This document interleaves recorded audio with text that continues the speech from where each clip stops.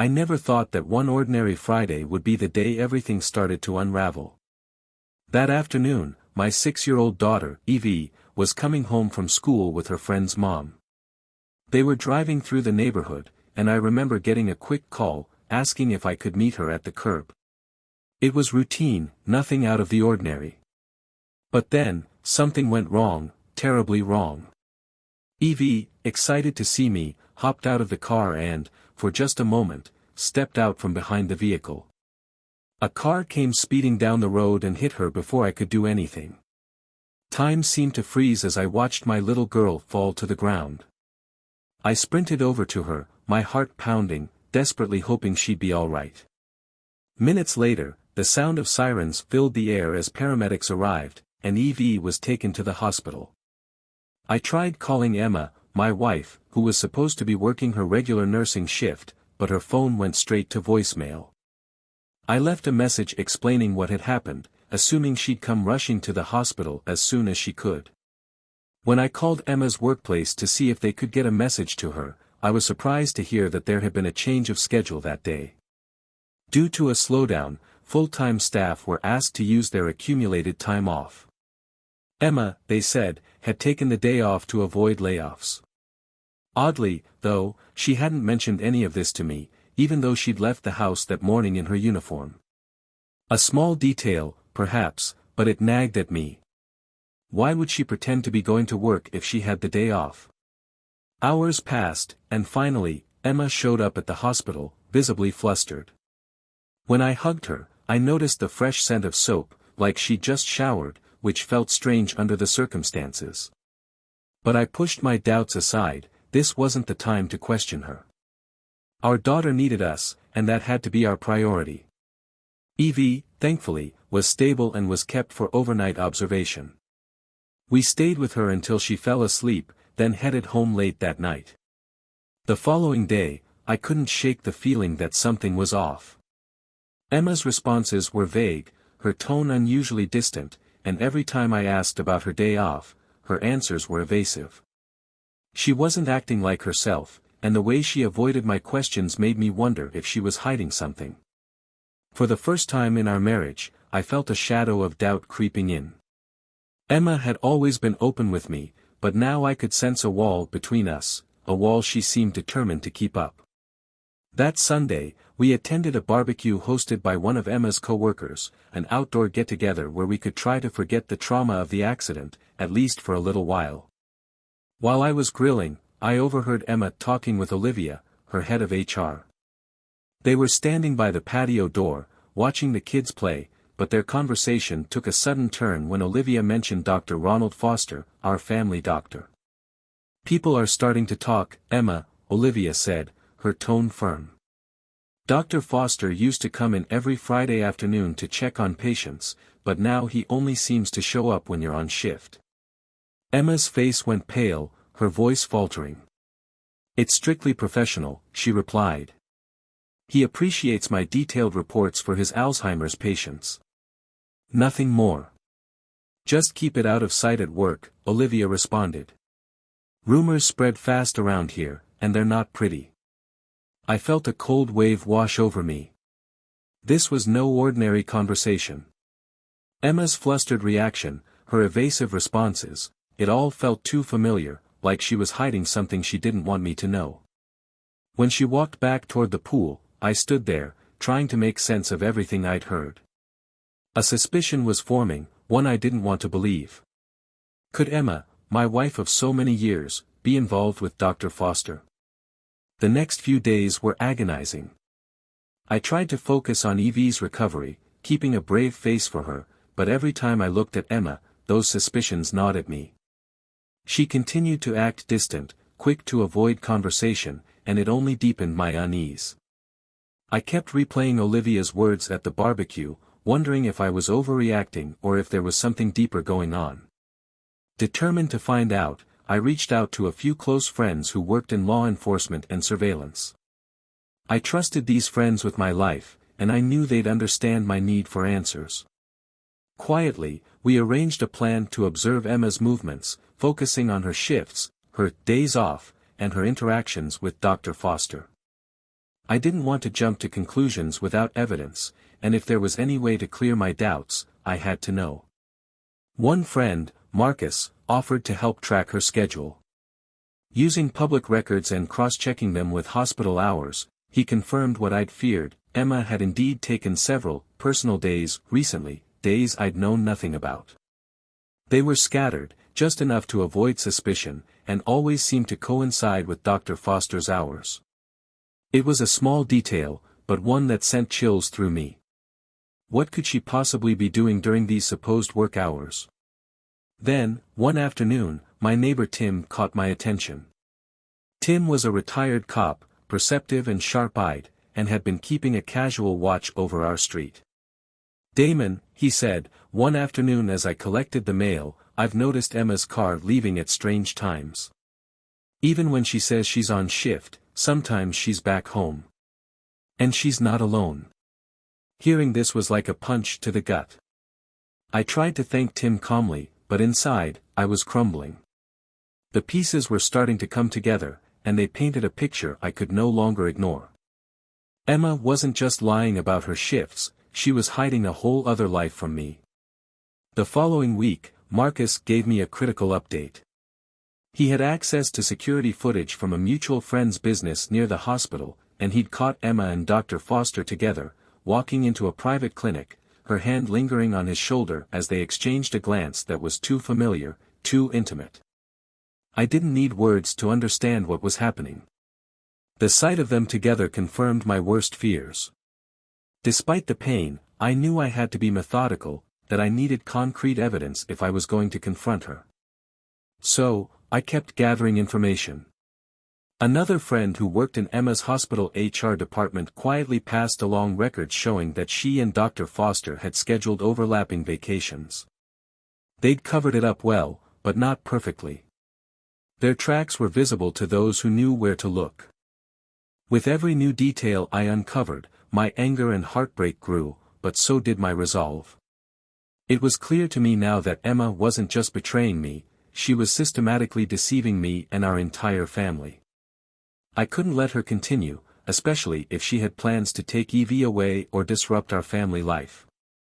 One night, as I looked over all the gathered evidence, the weight of it hit me. Emma had lied, manipulated, and planned this out for months, and all while I trusted her completely. She'd even tried to keep me in the dark about her intentions with Evie, mentioning offhand comments about better environments for our daughter, leaving me to wonder if she intended to undermine my relationship with my own child. With a heavy heart, I began to prepare for the inevitable confrontation. I knew I'd need to protect myself and Evie from the fallout, and that meant setting up the legal groundwork in advance. Emma's lies were exposed, but I needed to ensure that her deceit wouldn't cost me my family. As the reality of Emma's betrayal sank in, I knew that just confronting her wouldn't be enough. She had gone to lengths to hide this affair, carefully planning around my schedule, manipulating our family life, and even turning to Dr. Foster to cover her tracks. This wasn't a simple lapse in judgment, it was a calculated deception. I needed to protect Evie from being caught in the crossfire of Emma's lies, and I realized that my next moves had to be as thorough and careful as hers had been. I spent hours consulting with my lawyer, Sarah, going over every detail of what I had uncovered. Sarah's advice was direct: if Emma is as manipulative as she appears, you'll need to act swiftly and decisively. This isn't just about infidelity, it's about safeguarding Evie and ensuring she doesn't try to twist the situation in her favor. My first step was to transfer parental rights for Evie temporarily to my parents. I knew Emma might try to claim custody, and with Dr. Foster's resources and connections, they could easily attempt to paint me as unfit. By granting my parents temporary guardianship, I could ensure that Evie would be kept out of Emma's reach if the divorce turned ugly. It was painful to think of my daughter in someone else's care, even if it was family, but this was a necessary precaution to keep her safe from any potential manipulation. The next step involved assembling the collected evidence into a formal case. I had emails, surveillance photos, and documentation showing how Emma and Dr. Foster had coordinated their overlapping schedules, vacations, and even shared time at specific locations far from work.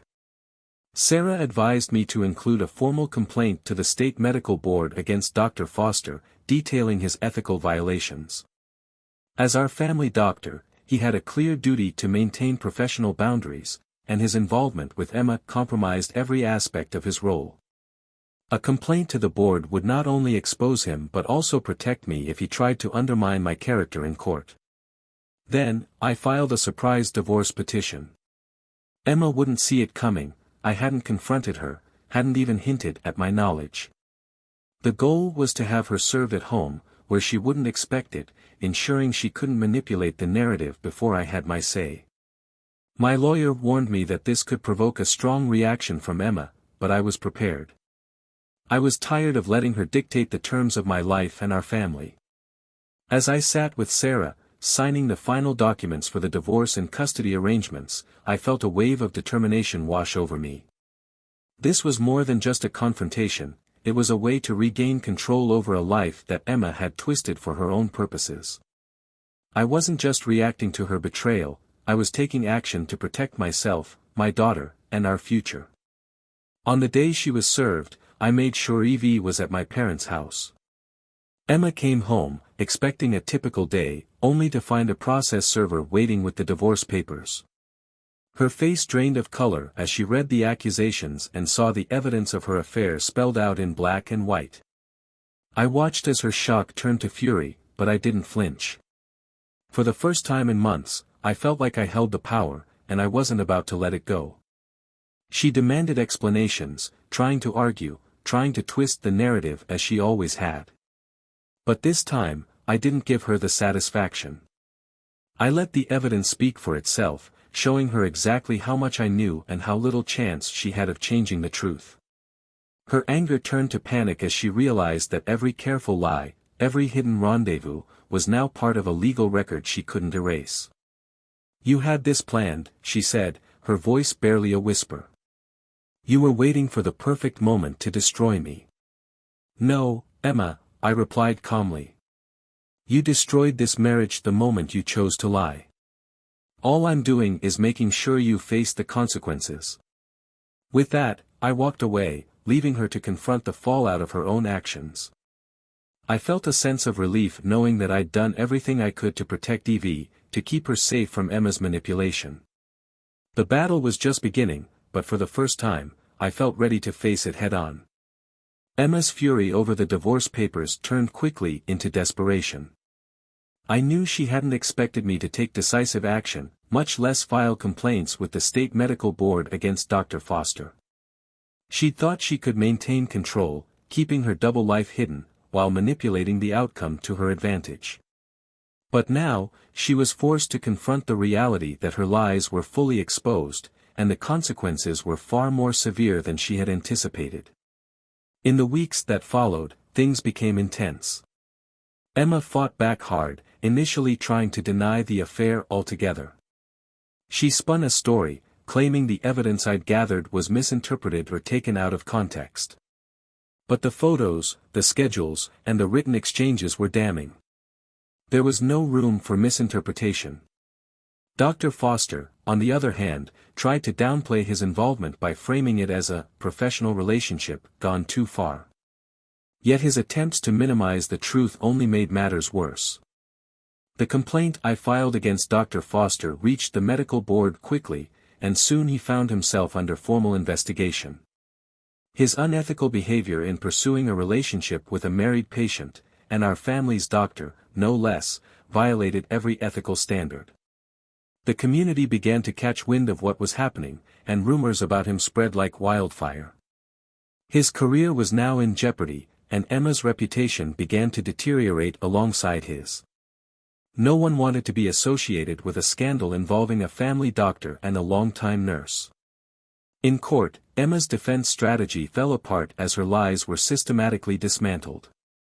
My lawyer, Sarah, was relentless, presenting the timeline of events, the surveillance footage, and the communications that had led to Emma's exposure. Emma tried to appeal to the judge, even attempting to frame herself as a victim of marital neglect, saying that my work schedule had left her feeling isolated. But the judge saw through her act. Emma's deceit was not just a fleeting mistake, it was a pattern of manipulation and selfishness that impacted our entire family. The most gut-wrenching part of the proceedings came when Emma attempted to gain primary custody of Evie. She argued that her role as a mother made her more suitable, claiming she had always been the primary caregiver. But my counteractions had already secured temporary custody with my parents, ensuring Evie's safety and stability. I presented the judge with the arrangements I had made, showing my dedication to protecting Evie's well-being and shielding her from the chaos of her mother's choices. Sarah spoke firmly in court, making it clear that Emma had already proven herself willing to manipulate our family dynamics for her own benefit. The judge's decision was swift and final. He ruled in favor of maintaining the custody arrangement I had set up, granting me primary custody of Evie. The judge stated that Emma's behavior demonstrated a lack of regard for our daughter's stability and best interests. The courtroom fell silent as the judge's ruling settled over us. Emma looked devastated, her expression a mixture of disbelief and helplessness. For the first time, it seemed, she understood the full extent of what her actions had cost her. Not only was she losing her family, but her actions were also visible to everyone around her. Dr. Foster's investigation would proceed, his medical license hanging by a thread, and Emma's once stable life was unraveling in ways she hadn't anticipated. As I left the courthouse that day, I felt a weight lift from my shoulders. It had been a long, grueling battle, one that had drained me emotionally and mentally. But I knew it was worth it. The deception, the lies, the betrayal, all of it was out in the open now, and I could finally begin to move on. My focus was on Evie, on giving her the stable life she deserved, free from manipulation and hidden agendas. Emma's consequences were her own to bear. And as I walked away, I knew that this chapter, painful as it had been, was finally closing. For the first time in a long time, I could see a future ahead, one that was honest, peaceful, and fully mine. In the days after the final court ruling, I focused on rebuilding the stable life Evie deserved. The dust of Emma's betrayal was beginning to settle, and for the first time, I could take a deep breath without feeling the weight of her lies pressing down on me. But moving forward wasn't easy. I was still adjusting to the new reality, to the emptiness that replaced what I'd thought was a solid marriage. Amidst this transition, Olivia, Emma's former co-worker, reached out. She had heard about the court decision, and although our past interactions had been brief, she seemed genuinely concerned about me and Evie. She knew Emma's true character better than most, having witnessed her manipulations firsthand. In many ways, Olivia was more familiar with the signs of Emma's double life than I had been, and her insights brought clarity I hadn't realized I needed. We started meeting for coffee occasionally, just two people talking through life's messiness, sorting through the fragments left by betrayal. At first, we kept things casual, sharing our thoughts on everything from work frustrations to how kids, Olivia had a young niece, could remind you of life's simple joys. But as our conversations deepened, I found myself opening up to her about my pain, my regrets, and my fears about the future. Olivia listened without judgment, offering a perspective that was both comforting and understanding. She'd been through her own struggles, and her empathy felt like a lifeline. I hadn't realized how much I needed someone who understood, someone who could see my scars and not look away. In her, I found a friend who didn't just sympathize, she genuinely understood. Our friendship developed gradually, a small but steady light in the middle of my otherwise chaotic world. With Olivia, there were no expectations or pressures, just an easy companionship that felt like a balm to my wounded heart. I noticed that she never pried, never pushed me to talk about Emma or the pain I'd endured, and that respect for my boundaries made me trust her even more. With each coffee, each laugh, each shared moment, I found myself healing in ways I hadn't anticipated. Over time, I realized that my feelings for Olivia had deepened. She brought a warmth and calmness to my life that I hadn't experienced in years. She understood my brokenness but never tried to fix it, instead, she embraced it. I found myself looking forward to our time together, each meeting a quiet reassurance that, despite the past, I could rebuild a life filled with trust and respect. One evening, as we sat together after a long walk through the park, Olivia reached over and took my hand. Her touch was gentle, her gaze steady, and in that moment, I felt something I hadn't felt in a long time: hope. The broken pieces of my life were slowly coming together, not in the way I'd planned, but perhaps in the way they were meant to. "I know it's been a hard journey, Damon," she said softly, her voice laced with compassion. "But I believe that sometimes the hardest roads lead us exactly where we need to be." I met her gaze, feeling a surge of gratitude. "Thank you, Olivia. For being here, for everything. I honestly didn't think I'd ever find someone who could understand all this." She squeezed my hand, her expression gentle but firm. "You don't have to carry this alone. I'm here, and I'm not going anywhere." In that moment, I knew that Olivia wasn't just a friend, she was someone I could trust, someone who was willing to build something real with me. Our bond, born out of shared pain and understanding, was growing into something deeper, something that gave me the strength to look forward.